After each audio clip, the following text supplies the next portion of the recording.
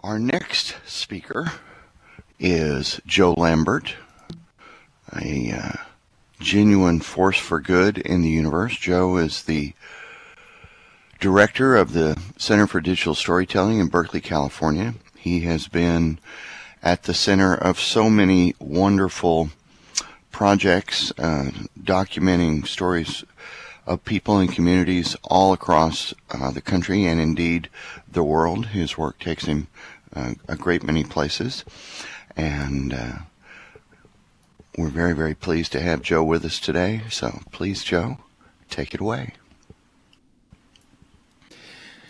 Well, as luck would have it, the first thing I did is walk through the stadium, outside the stadium, into another part of the world. You know, this is part of my retraining. I'm somehow no longer as good at this wonderful environment of Second Life that I was. So now I'm trying to figure out how to get myself back inside. How embarrassing can this be?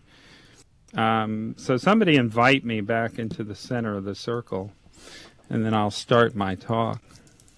You're actually there, Joe. You're right there, Joe. Oh, no, you're not. Do.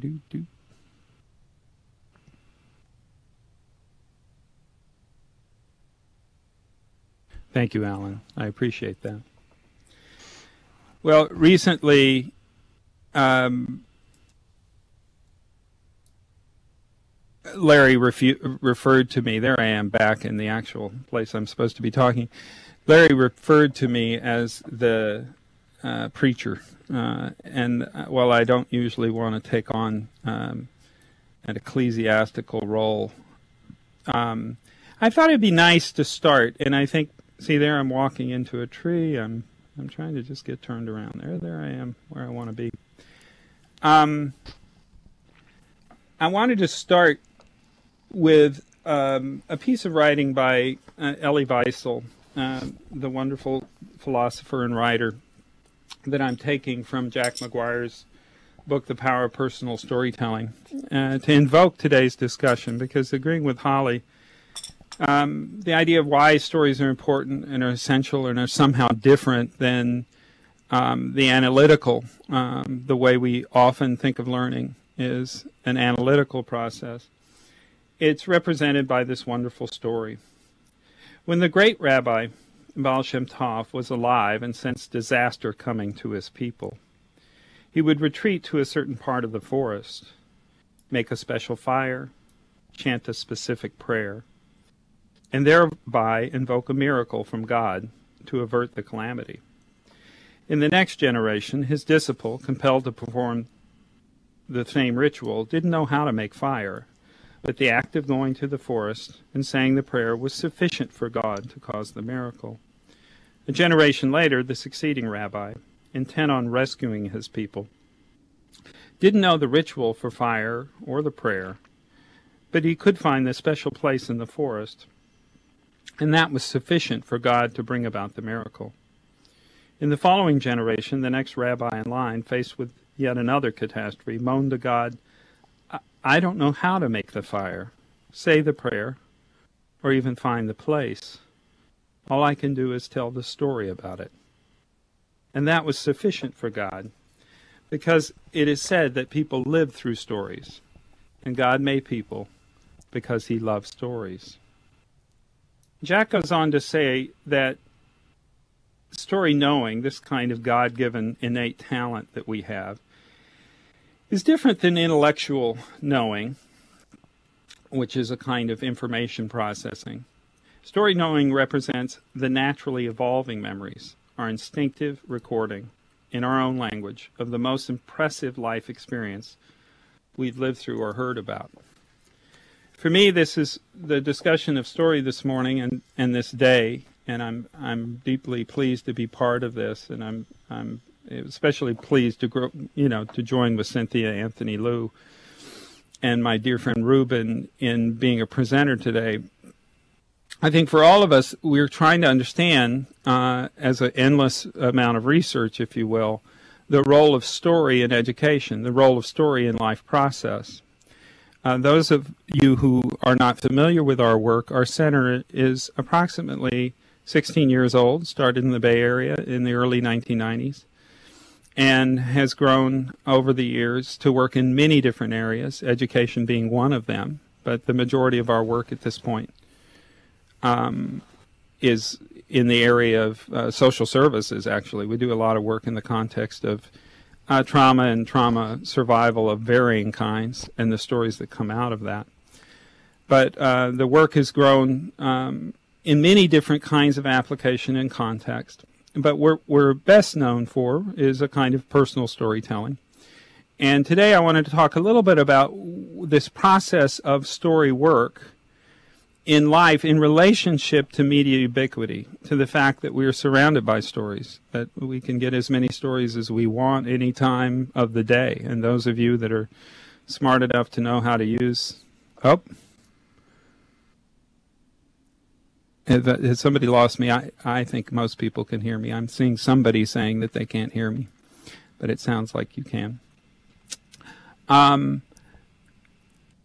What I wanted to talk about is the fact that in our lives, with all of the possible stories that we have to hear, that just as Holly suggested, a kind of organizing metaphor for the way stories change in our lives, their meaning changes, and how we use them changes. Now, I would argue the kinds of stories that we have inside us actually will help us define what the priority is. And obviously that comes with changing interests. But I want to talk about a little bit deeper life process. So let me start with a discussion what about I think about making stories, and in particular about making powerful and effective stories. I've said for years that my chief insight about storytelling is that we humans, at least as far as we know, are the only beings that make an existential choice. We choose to keep on living. In the face of all we know, that life will inevitably suck and that we can expect some really lousy moments that are just plain depressing, and most of all, we know that we will, and everyone we know, will die. Despite this knowledge, we choose to keep on going.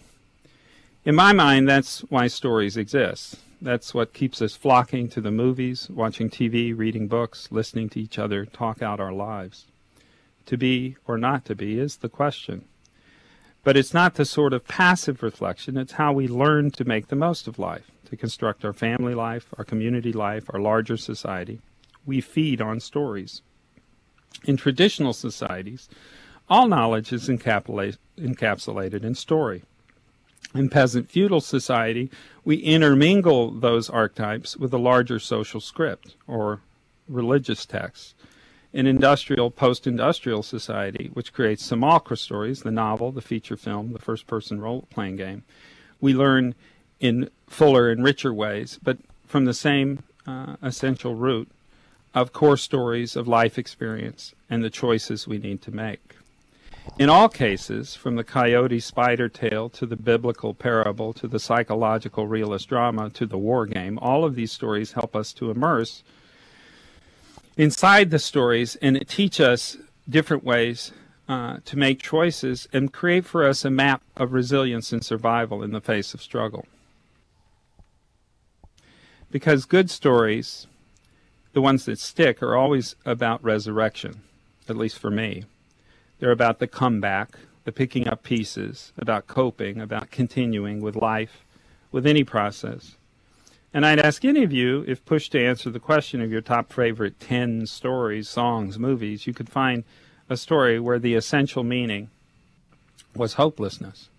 I'm not talking about comedy, happy endings versus tragedy, unhappy endings. I'm talking about where the only possible message is the fundamental despair about humanity. They exist. At our highest level of literacy, you're likely to see a story of narrative complexities where we're just pushed to an extreme, a Holocaust narrative that just shows the events, not the trail of survival, just the unadulterated depravity and the horror. But even the bluesiest blues song has something inherent that this was a bad thing, but I'm still here. I'm still alive. I'm still around to tell the story. My story signifies my struggle to bear witness, to keep on. It must.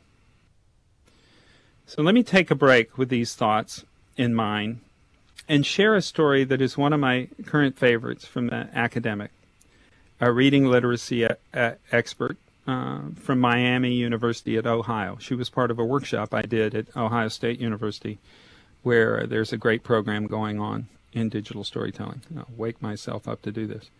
So, Alan, I'm trusting you to get the movie showing. Thanks.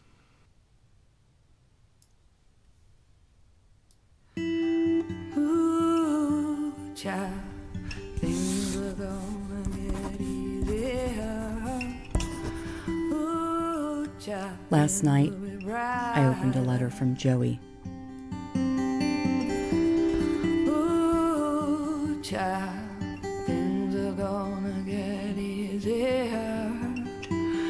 Ooh, child, things will get brighter. Someday, yeah, we'll put it together and we'll get it all done. Someday, when your head is much lighter. Someday, yeah, Joey is incarcerated. For the past 12 months, he has been serving time for drug-related charges. After receiving OxyContin from a dentist, my brother became addicted. Since then, he not only has stolen from various employers, but from my mom, dad, stepdad, and even his 17-year-old son, his birthday money. We decided as a family to not honor Joey's demands for support or communication. We felt it was his only hope. I wanted to call him, to write, but I just couldn't. ooh, child, things are gonna get easier. Ooh, things will be brighter. Someday, we'll put it together and we'll get it all done. Someday, when your head is much lighter. Someday, we'll walk in the rays of a beautiful. Again and again they came. Wayne County Detention Center printed neatly on the outside of the envelopes. Opening them, I felt fear. Stuffing them back into their envelopes, shame, pride, guilt. You just wait and see how things are gonna be. You just wait and see how things are gonna be. You just wait and see how things are gonna be. I teach people how to teach reading, and every time I open a new letter from my brother, I am deeply haunted by visions of his striped jumpsuit, shaven head, wrinkles, and his gray hair. What if years ago Joey had found a love for reading? What if he found books mirroring his life as a son of a father who abandoned him and who was supported by his mother in welfare? I am deeply haunted by Joey's blue eyes, somehow reaching a part of me as I offer a kiss through the smudged, thick glass.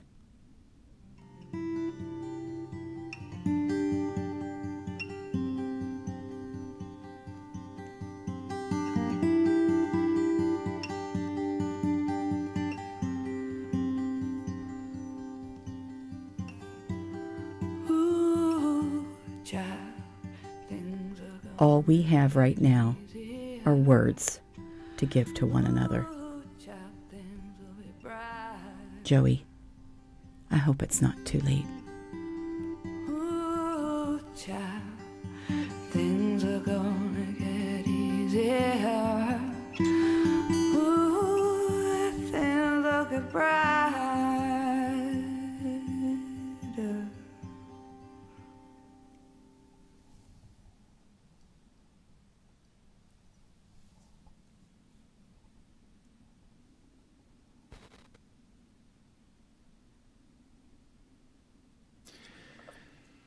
You know, I love that story for a number of reasons. I love that story because it's a wonderful story about the power of writing.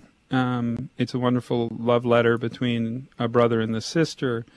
It's certainly a wonderful tale about being brave in the face of, you know, a community of friends and coworkers in the workshop that we were in, about some of the dysfunction in your own family.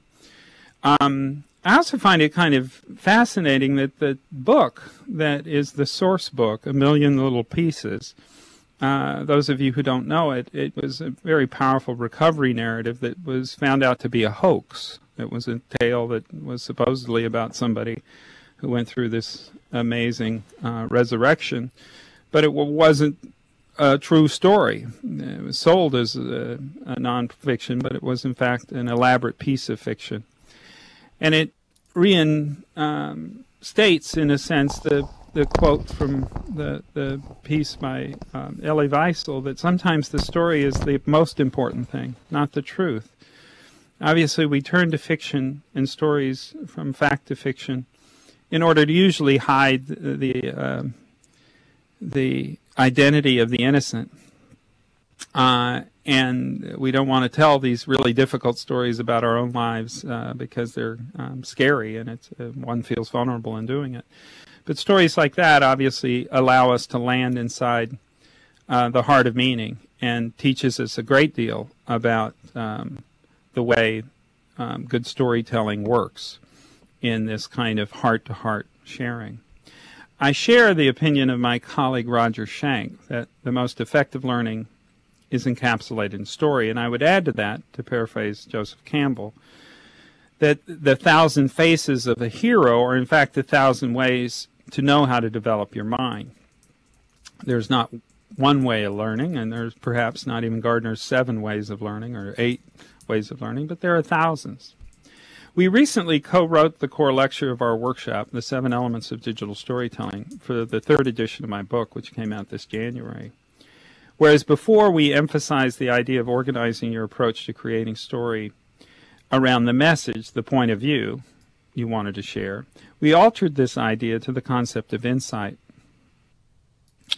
Because we did not want the authors to shape an opinion, conjure up an audience, and write a story about it. We wanted them to dig deep inside themselves and ask about why the subject mattered to them, and what was the news, so to speak, that the story was bringing to their current life process. Again, just as the story of Daphne followed the stages of Holly's life, any of our stories has within it, any of the stories of our parents, of the work that we're doing, of a subject that we care dearly about, it has within it the process that we're going through in the moment.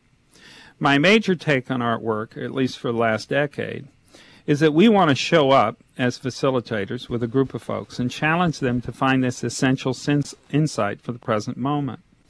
Whether they are telling a very direct story about their lived experience, important relationships, or challenges, or their approach to an important subject related through their to their profession or educational interest, be it biology, quantum mechanics, history, governance, community service, we want them to find the insight unique to them as authors and shape the story to show why it matters to them deeply.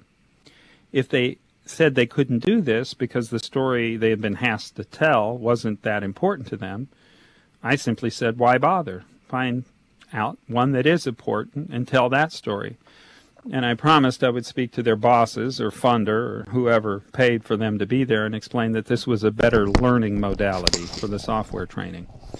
That shuts them up every time.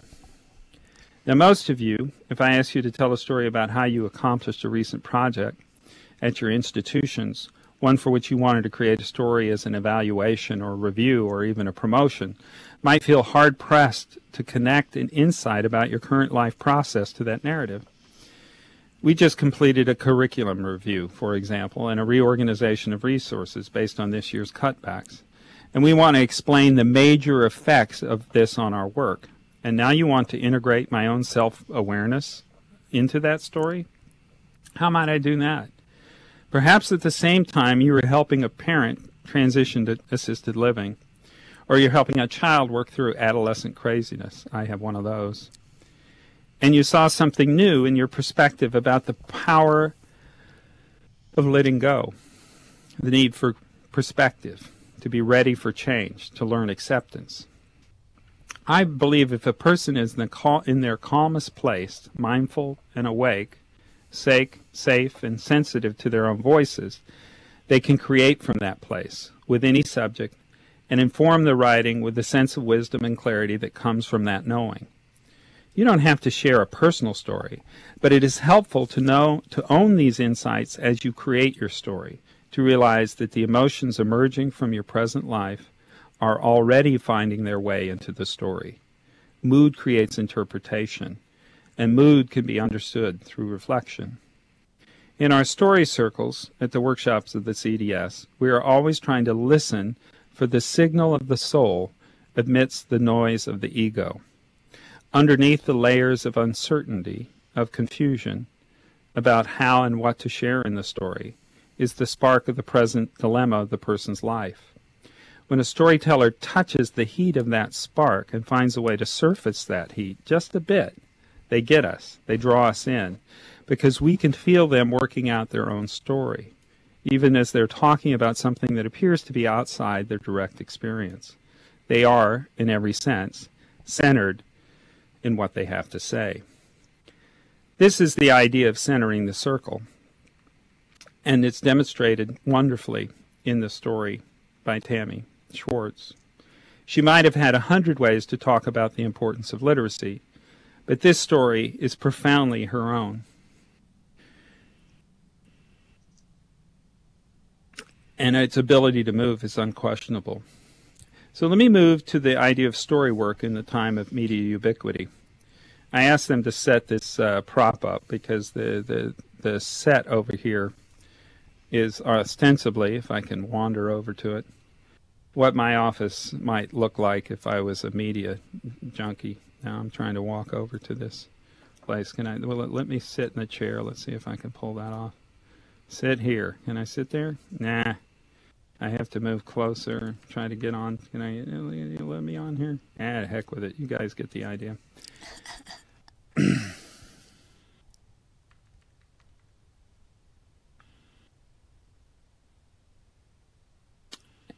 Over the last 3 months, I'm waving my hand for no apparent reason. Oh, stop. There you go.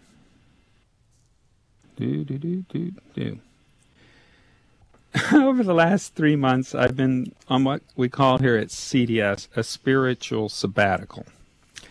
Not many small nonprofit organizations pay their executive directors to go off and meditate, but more or less, the Center for Digital Storytelling staff did. I didn't really go anywhere. No long, silent retreats in the woods. My family and a few teaching commitments kept me from hermit status, but more or less, my job was to find yoga and meditation classes, fast and take long walks, and just write in a journal about what was happening to me. Oops. Can you guys still hear me? There we go. Everyone should try this. I feel extraordinarily lucky to have been given this opportunity. I've had many processes to assist me in this work, but one of them was my extraction of the noise of news media. I stopped watching, listening, surfing, absorbing news, period. Now, I'm a political junkie, an NPR addict, a completely hopeless consumer of punditry and opinion, so this was a big deal for me. Definitely delirium tremens when I would get in the car, find myself reaching for the radio button and then jerking my hand.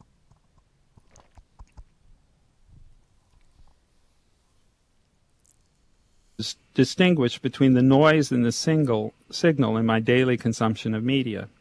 As a media consumer, I couldn't always tell what I needed to know to feel appropriately informed for my citizenship, for my sense of personal and professional choices, to assist me in conceptualizing a vision for my place in the world.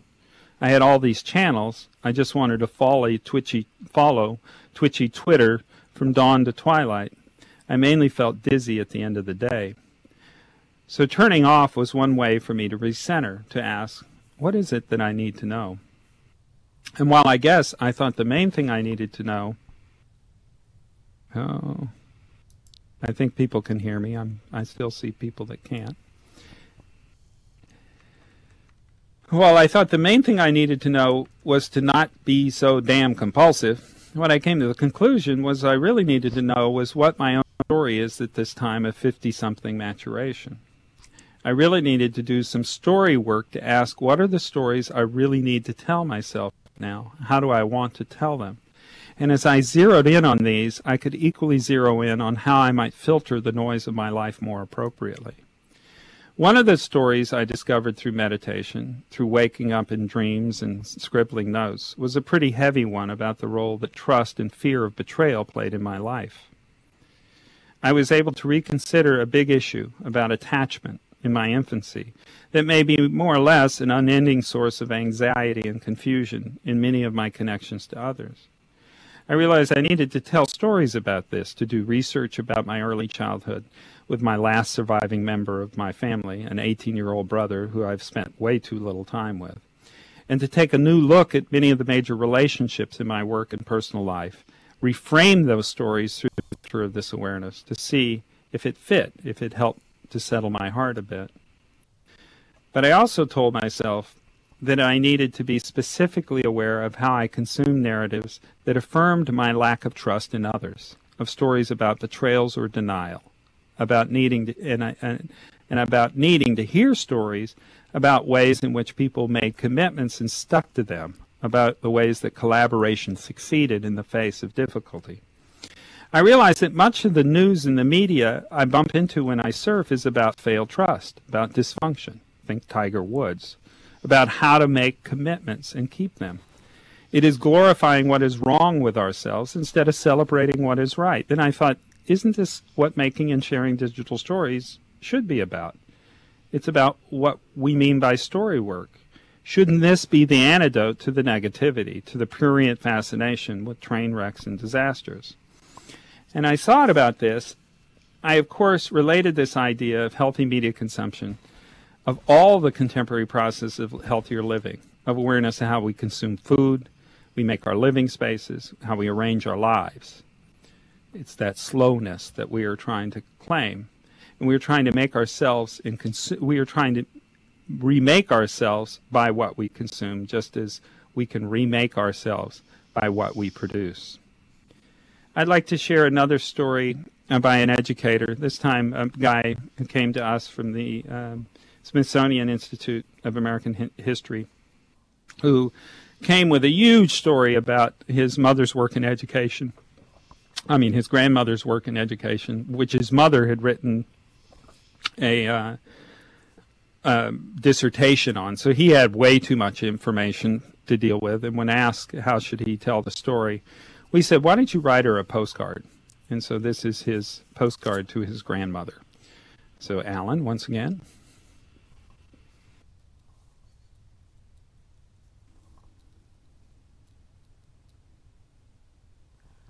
You shall reap just what you sow.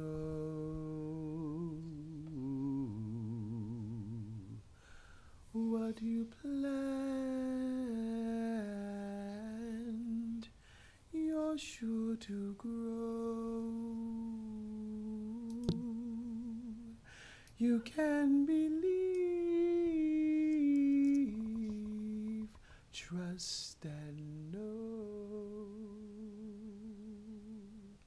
You shall. The first guy I went steady with when I was in the 8th grade was David Duke. Many years later, he became the Grand Wizard of the Ku Klux Klan. I'm a 53-year-old lesbian, and I'm trying to understand how our paths crossed. I knew David because we went to the same school, started by the Carrollton Avenue Church of Christ, where my father became the minister. My family has always had a relationship with white supremacy. But these weren't the family stories we shared at holiday dinners. Most of this history had been lost or conveniently forgotten. In Brookhaven, Mississippi, I found my great-grandfather's journals from the early 20th century in his abandoned farmhouse. He was a dairy farmer, but he loved to read and write about natural history, farming, astronomy, mythology, religion. But much of his writing was racist. He believed in eugenics. In his house, I found a copy of The Klansman by Thomas Dixon. This is the book that Birth of a Nation was based on. The inside cover was inscribed, "We enjoyed it very much." I took the journals with me and did not tell anyone. I found a letter from another great-grandfather in which he described attending a huge march of the Ku Klux Klan in Washington, D.C. in 1925. The Klan paid his way because he was a Baptist preacher. He wrote to my grandfather that the Klan had given him the trip of his life. I took that letter too. I've taken lots of things. I guess it's evidence of an alternate family history, my real family history. Somewhere along this journey, I attended a Wednesday night service at my old church. It's now an integrated inner-city church. I met the current minister and some of the members there. I met Mrs. Green. She has a praline business. I ordered a box of her pralines and sent them to my dad. And equality, you can believe, trust and know, you shall reap just what you sow.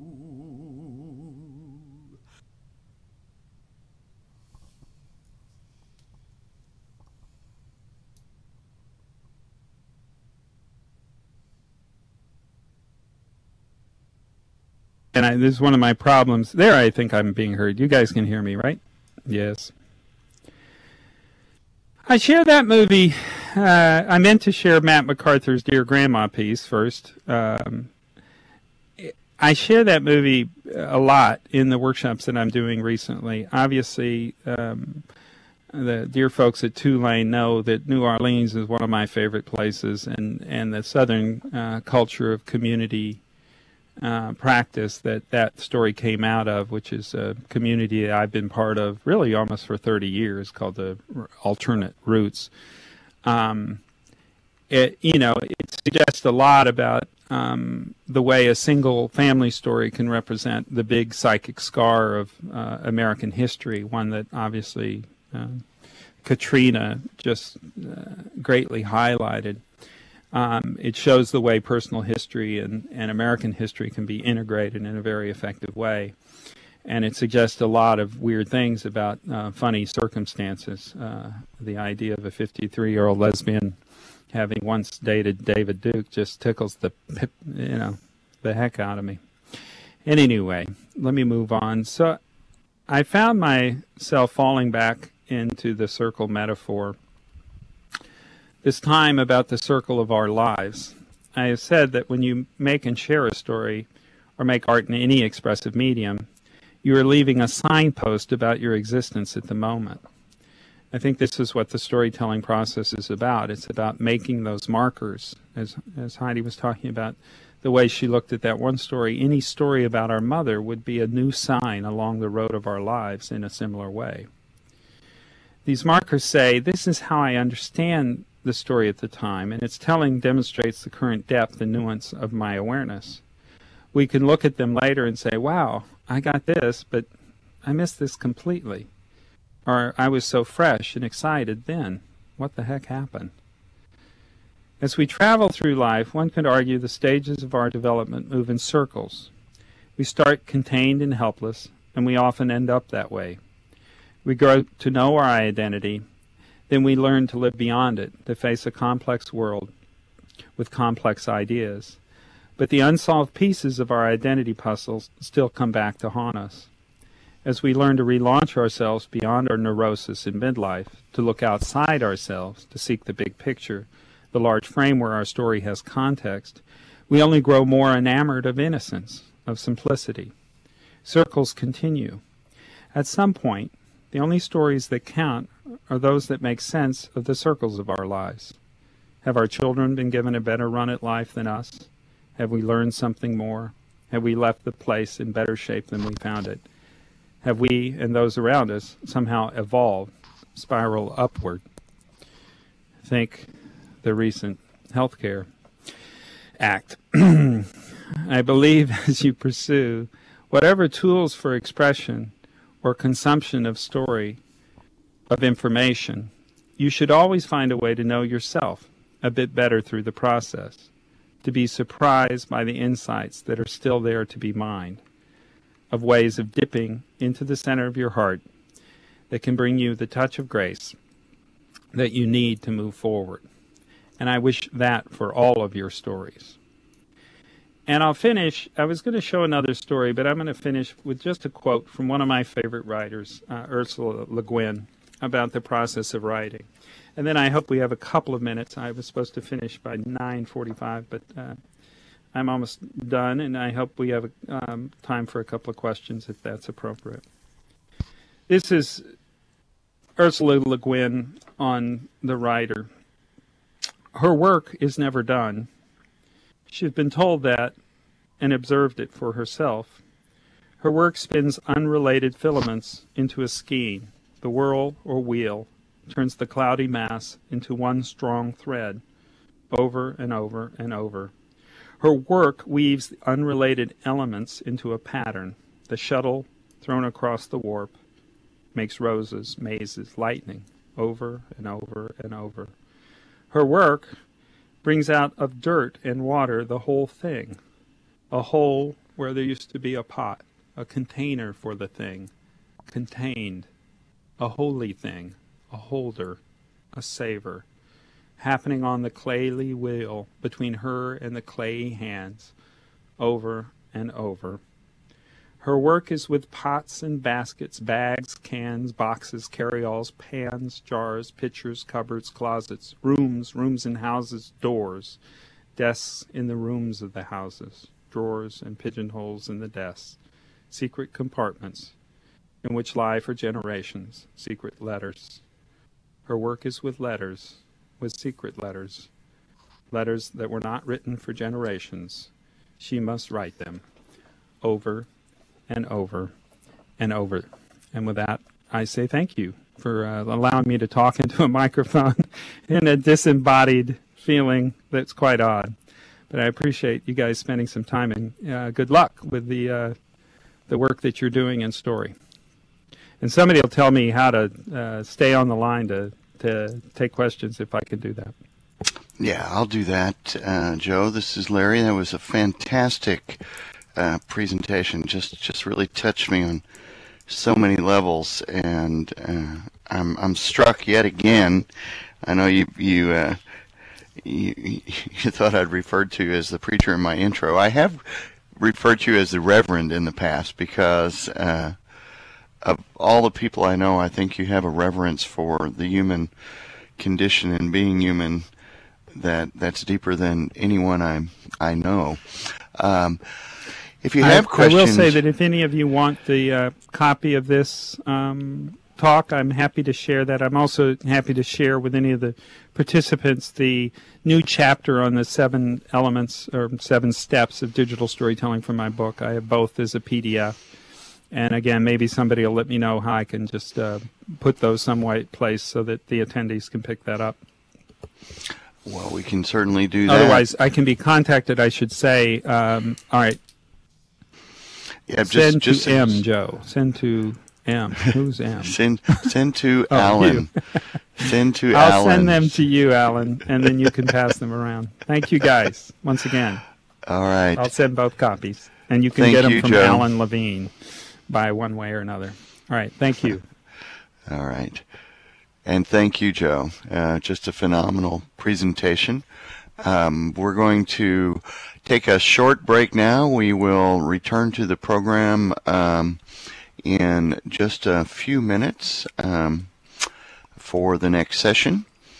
And so let me double check the program. What time do we reconvene? I think it's at the top of the hour at 10 o'clock. Yes, Larry. Yeah, so we'll be at the other venue, which is as I look at, I think it's just across the way, and we'll reconvene over there in about 15 minutes. And for now, those of you who, well, here's a question, Joe, if you wouldn't mind taking it from Buffy By. Do you feel that there's a risk of losing the stories given the changes in technology that we're experiencing, i.e. stories that might be stored Buffy, on CD? am I allowed to answer questions? I think I am. Absolutely. Buffy asked is there a danger of losing stories given changes in technology. I just spent a day clearing out an old storage facility with all these videotapes, and I tried to get them to work, and many of them didn't. I think it's pretty clear we do need more durable formats, and we need kind of to look at the way perhaps the cloud environment, for better or worse, as odd as it seems, Google may be in a better shape of keeping some resources, or archive.org, which is one of my favorite organizations, to help us keep resources of things that are important to us in digital formats. Yeah. And for people who are not familiar with archive, one of the things it's trying to do is basically back up the web. So it's that may be where some of the blogs go.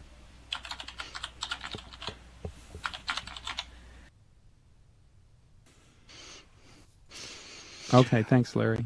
Okay, so folks, as I mentioned before, we want to give it up for Joe. Larry, a big you can round. tell me whether I should continue to answer by voice, or should I use the on to the next talk. Right on. Attaway, Sue. Let's keep going. If I could jump in a second, the next session is actually in a special venue that Cynthia Cologne built for us. It's next to the Coliseum, which is the smaller venue that's arranged in a circle like this. You can find teleport signs over there out of any of the exits. Look for the link to Coliseum, click it, and it'll bring up your map, and you can bring up the teleport button and go there. Or you can just fly over there. It's like a big giant black box, and you can walk up the steps and enter. But if you know how to fly, you can also just fly right in the sides. Anything you want to add, Cynthia?